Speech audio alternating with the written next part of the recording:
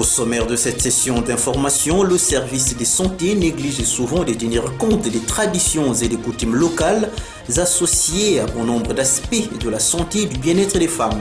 C'est dans cette optique qu'il est célébré chaque le 28 mai la Journée internationale d'action pour la santé des femmes. Dans le dossier Covid-19, la République démocratique du Congo avec 114 nouveaux cas confirmés, dont 101 à Kinshasa, la capitale, et 13 au Congo central, a totalisé les cumuls de 2660 cas. Dans la page sportive, le général Amissi Ditango Fort a introduit sa lettre de démission à la tête de la coordination de l'association sportive V-Club de Kinshasa ce jeudi 28 mai 2020. Vous suivrez les détails dans ce journal. Au quartier Malembe, nous sommes là dans la commune de Mvouzi à Matadi. L'accès à l'eau potable de la Régie des eaux demeure un épineux problème. Nous en parlerons également dans ce journal. Madame, messieurs, c'est tout pour le sommaire. Tout de suite, votre journal. Merci d'avoir choisi la Santé Radio-Télévision pour vous informer et vous avez bien fait. Les services de santé négligent souvent de tenir compte des traditions et des coutumes locales associées à bon nombre d'aspects de la santé et du bien-être de la femme. C'est dans cette optique qu'il est célébré chaque le 28 mai la Journée internationale d'action pour la santé des femmes. Plus des précisions dans ce récit de la rédaction. Les problèmes de santé des femmes ne sont pas pris au sérieux et tendent à revêtir moins d'importance au sein de la société. Les femmes réussissent à obtenir moins d'informations au sujet de leur santé que les hommes. Ceci ne leur donne pas l'occasion de prendre des décisions en toute connaissance des causes quant à la nature des services de santé auxquels elles désiraient accéder. La journée d'action pour la santé des femmes a été créée au Costa Rica lors de la 5e rencontre internationale sur la santé des femmes en 1887. Après 8 ans de campagne pour combattre la mortalité et la morbidité maternelle, les femmes ont estimé qu'il fallait recentrer la campagne autour du phénomène des privatisations dans un contexte néolibéral. C'est pour cette raison que la Journée internationale d'action de 1997 a eu pour cible les problèmes d'accès à des services de santé de qualité, accès considéré comme un droit de femme. Les femmes ont de tout temps été le plus pauvres parmi les pauvres. Les réformes économiques ont accru la pauvreté chez les femmes, ainsi que la possibilité de jouir d'une bonne santé et de préserver leur bien-être.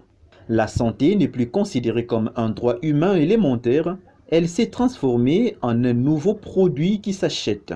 Cette journée internationale d'action pour la santé des femmes est une occasion de lutter contre la privatisation et la commercialisation des services de santé et de militer pour que l'accès à des services de qualité soit un droit pour les femmes. Signalons qu'un manque de volonté politique au niveau local et national lorsqu'il s'agit d'organiser des services de santé tenant compte des différences entre le sexe et l'existence des législations inappropriées sur les grands problèmes de santé que connaissent les femmes, par exemple l'avortement, sont autant d'obstacles supplémentaires à l'accès des femmes à des services de santé correspondant à leurs besoins.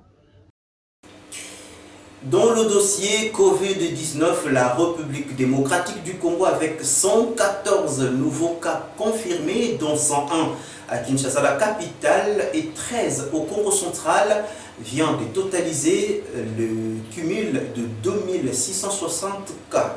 Plus des précisions dans ce reportage. L'équipe de riposte contre la Covid-19 en RDC a rapporté 114 nouveaux cas de la maladie, dont 101 enregistrés à Kinshasa et 13 au Congo central. Le cumul est désormais de 2660 cas confirmés. Pour la journée du mercredi, 16 nouvelles personnes ont été déclarées guéries, ce qui porte le total des vainqueurs à 381. Dans le rang de décès, un cas supplémentaire a été enregistré, portant le cumul à 69. Le bulletin indique également que 555 cas suspects sont en cours d'investigation et 1800 patients en bonne évolution. 7 des 26 provinces du pays sont touchées par cette pandémie déclarée en RDC depuis le 10 mars dernier. Il s'agit de Kinshasa avec 2394 cas, de l'Ituri avec 2 cas, du Kwilu avec 2 cas, du Haut-Katanga avec 21 cas, du Nord Kivu avec 35 cas, du Sud Kivu avec 16 cas et du Congo central avec 189 cas. Et suite à cette crise due à la pandémie à coronavirus, à Boma, ville touristique et historique, des boutiques et autres maisons commerciales accusent un véritable déficit des articles de première nécessité. Ce constat a été fait par nos reporters. Depuis pratiquement un mois, la marchandise dans des boutiques, magasins et tant d'autres établissements commence à se faire rare. Les stocks diminuent, mais pas moyen de s'approvisionner au regard de la pandémie du Covid-19 qui a totalement changé la donne dans les pays en général et à Boma en particulier. Même de petites choses qui s'achetaient à un prix bas sont à cet instant devenues des perles rares. Un véritable coup de tonnerre dans le budget de nombre de ménages. Les inquiétudes se font enregistrer nuit et jour car nul ne sait combien de temps durera ce confinement de Kinshasa et à quand la réouverture de la nationale numéro 1 qui alimente la province du Congo central en produits de base.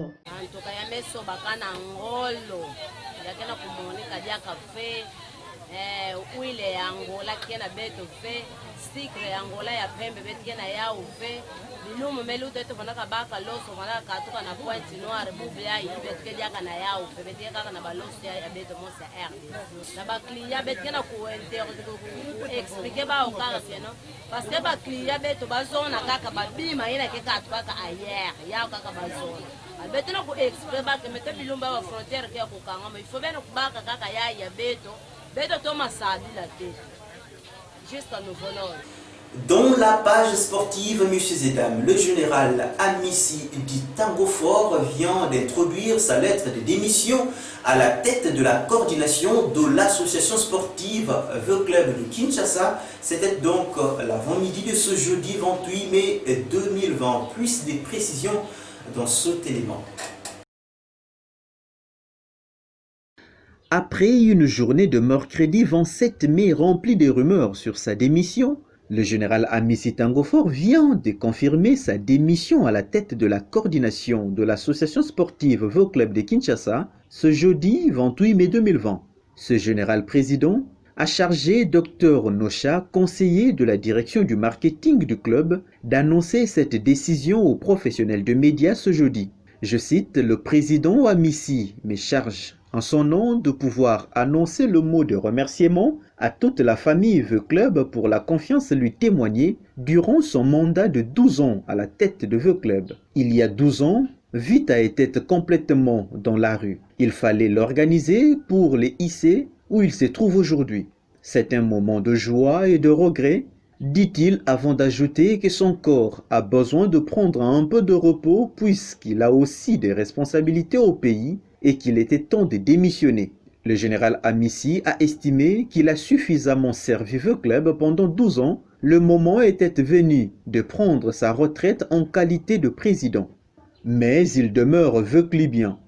À chaque fois que le besoin se fera sentir, il apportera son soutien. Il part, mais il laisse à l'équipe tout l'effectif de joueurs, tout le patrimoine immobilier ainsi que tous les charrois en faveur de l'équipe, conclut Dr Nocha. Malgré son annonce ou sa lettre de démission, celle-ci doit être entérinée ou non par les membres du Conseil suprême du club qui sont en réunion d'évaluation. Notons que Gabriel Amissi, dit Tango Fort, est arrivé à la tête de l'association sportive The Club en 2007. Après 12 ans de gestion de l'un des plus grands clubs de la capitale, Amissi a joué 2 finales d'interclub de la CAF 2014 et 2018 et 3 titres de la Ligue nationale de football, devenu le dirigeant le plus prolifique de la team vert noir. De la capitale quinoise, notre vol informationnel va prendre la direction de Sekebanza. Sur place, l'accès à l'énergie électrique de la SNEL n'est pas l'apanage de tous. Des maisons électrifiées sont à compter au bout du doigt au grand désarroi des paysans. Regardez. Courant, surtout courant. Bakena pour permettre de faire courant, il y a compte na bainzo. Pour déranger que bet au moins courant va y a compte bet foute ba dossier. Si vous savez dossier 300 000. Bet que na kukoka ya ofe wa bet que ba kila 300 000. Peuple ya boine. bakena kusala mwa fifufu mwa ensaki ya fufu nini kake bakela bana classe kudia kunwa kufuata place ile kaka donc betu kena comprendre yao ina betumelomba na leta hadi sala tout possible bako tsela betu kura na bayizo yake kwanda pe bien lukula bake ko tsela betu bakura betu ke banda kufutira yao yake kwanda lukula empo bako leke yao malembe ba resiste yao bake mona ke bongo peke kota na kesi ya leta kura yake ya peuple betu d'ailleurs betu fana na classe batu baka objectif 80 kura fana kota na bayizo nyonso ya bana Congo ya foti kota tina ba toilette bubu ya yeme kuma donc dossier grave bakena kuyiba ba bibulu kitombe même lieu public que fanda éclairage public que fanda café tina territoire kitombe bakena kuyiba ba bibulu bakena kuendeka ba kombo na bakati ya na bapaka kukota kuna kuyiba ngeke mona ba fait parce que lumière qu'elle fait en tant que territoire chef lieu ura qu'elle fait bakena kuyiba yao ina betumeloma ya leta bakani la bête.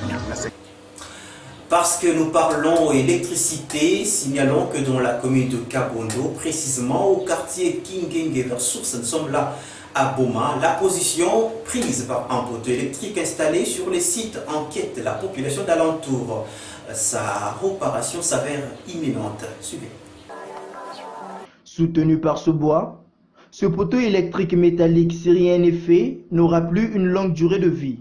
Il est penché, comme cette image l'illustre, et cela depuis plusieurs semaines, selon les déclarations obtenues sur place.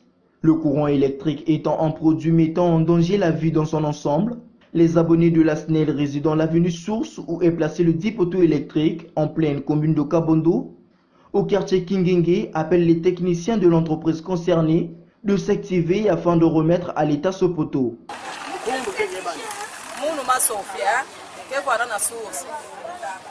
Quartier Kingenge Betika mona wonga na poto yayi. RDP mvula kesa alaka era ngapo petike kwa kuleka. Yamekubwa basinga kwa S. Eke sana betu imbive bato SNL. Betu tala petike. Yameleka mingi. Betika mona wonga. Poto edongi ya imbi yakile. Kana mpepe na sala mvula do imbatwe banga buluta awa. Do ele buila batu nekufua yabankaka bemeko na morke yatwe busila ngunga awa bakubo mfete poto ngo ya imbi yake poto ai donc bata esne ku aider tu fait bon mfete poto yatwe busila ngunga ngwao donc aider tu atwe mboka ba fumo esne bakuiza bon mfete poto ai c'est bien kufua pe play poto play bien fait. Vu que ce poteau continue à assurer le transport des câbles électriques, faire la sourde oreille face aux plaintes de la population de la place, les risques, si seulement s'ils tombaient, seront catastrophiques. Du courant électrique à l'eau potable de la Régie des Eaux, juste un pas. Dans ce reportage, madame, messieurs, que nous allons vous proposer, les Matadiens résidant le quartier Malé, mais nous sommes là dans la commune d'Envouzi, éprouvent des sérieuses difficultés pour entrer en possession de cette denrée indispensable à la vie nous rebelle. En tout cas, ce reportage, suivez. Kimbombo, un des vieux quartiers de la ville portière de Matadi. Il se trouve non loin de Minkondo, dans la commune d'Emvouzi. Sur place, l'eau est une denrée rare. Ça fait plusieurs semaines, les robinets sont secs. Il n'y a pas d'eau. Hommes et femmes confondus parcourent des distances énormes pour s'approvisionner. Ils se livrent à ces gymnastiques chaque matin, un véritable calvaire, car ils sont obligés d'interrompre leur sommeil. Maintenant que la Régie des Eaux bénéficie des travaux de la phase additionnelle du projet PEMI, la population de Kimbombo plaide pour sa prise en compte.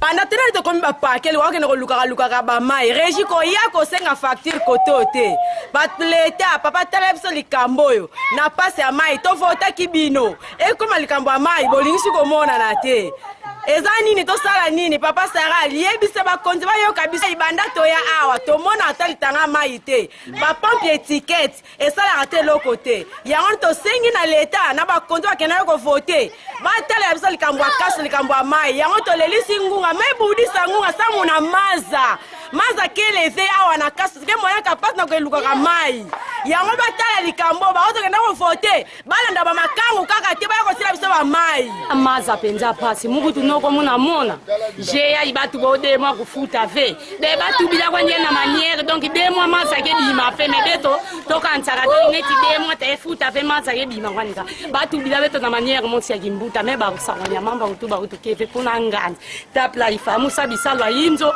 me muna torete maza ke na katuka distance ya kuiza tikote wana tingu bota merezo pasa maza kwa maza ke fuanda ve pasa maza benu tambu totala na babidon meka toko sosa maza kuna na ndimba kuna donc pasa maza ke awa moye.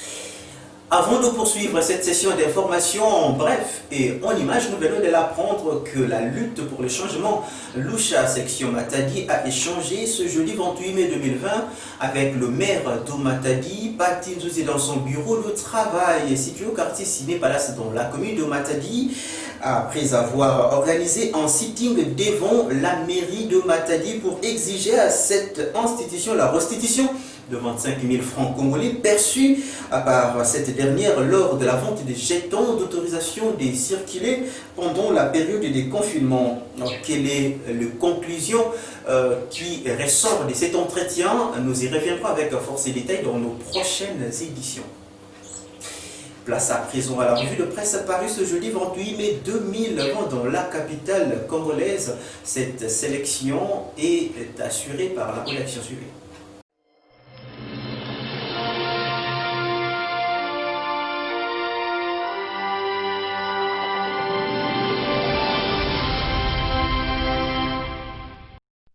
Revue de presse du jeudi 28 mai 2020. Les médias kino de ce jeudi reviennent sur la disparition du juge président du procès des 100 jours. Raphaël Yani Ovungu, juge président du tribunal des grandes instances de Gombe et juge chargé du procès de Vital Kamere, directeur de cabinet du chef de l'État, et de Sami Djamal, directeur général de la société Samibo, poursuivi pour détournement présumé et décédé le 27 mai, rapporte le journal Le Phare. L'homme selon des sources familiales a été pris de malaise en début de soirée du mardi 26 mai 2020 chez lui et a rendu l'âme au centre hospitalier Nganda. Mais avant son transfert à l'hôpital, fait remarquer le quotidien, ses proches ont constaté que sa peau était devenue toute noire. Cette mutation subite les pousse à croire à un empoisonnement, conclut le journal. CAS Info Ponceya indique que le juge Yani était marié et père de 3 enfants. Il était sorti, il est rentré et tout d'un coup, il a ressenti des malaises. On l'a amené à l'hôpital Nganda vers 23h et c'est là que nous avons appris sa mort. C'est un juge de la République. Il est mort comme un soldat au front.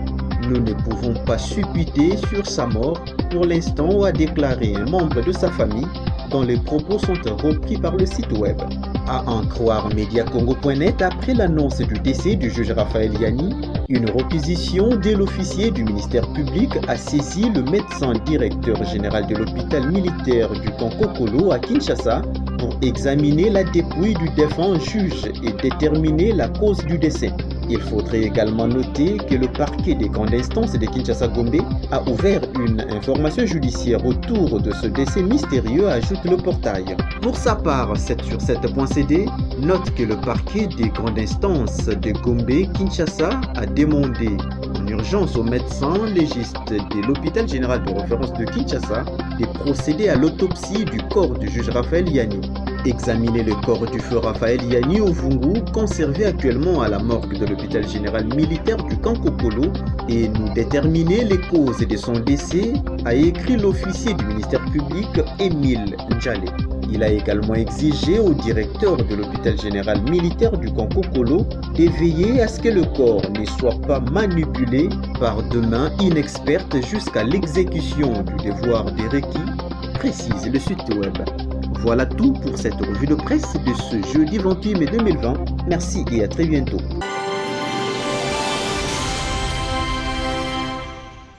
Madame, Messieurs, c'est pratiquement la fin de cette session d'information, mais avant de nous quitter, je me donne l'obligation de vous rappeler ce qu'a été les principales articulations. Les services de santé négligent souvent de tenir compte des traditions et des coutumes locales associées à bon nombre d'aspects de la santé et du bien-être des femmes. C'est dans cette optique qu'il est célébré le 28 mai la célébration de la journée internationale d'action pour la santé des femmes. Vous avez suivi les détails dans cette session d'information. Covid-19, la République démocratique du Congo avec 114 nouveaux cas confirmés, dont 101 à Kinshasa, la capitale, et 13 au Congo central, a totalisé le cumul de 2660 cas. Et dans la page sportive, il était question de parler du général Amisidi Tango Fort qui vient d'introduire, en tout cas le matin de ce jeudi 28 mai 2020, sa lettre de démission à la tête de la coordination de l'association sportive The Club de Kinshasa. Dans ce journal, nous étions également au quartier Malembe dans la commune de Mvuzi. Nous sommes là à Matadi, chef-lieu du Congo central, où les abonnés de la régie de Zoa habitant cette partie de Matadi éprouvent des sérieuses difficultés pour entrer en possession de l'eau potable. Madame, Messieurs, c'est la fin de ce journal. Merci à vous de l'avoir suivi. Au revoir.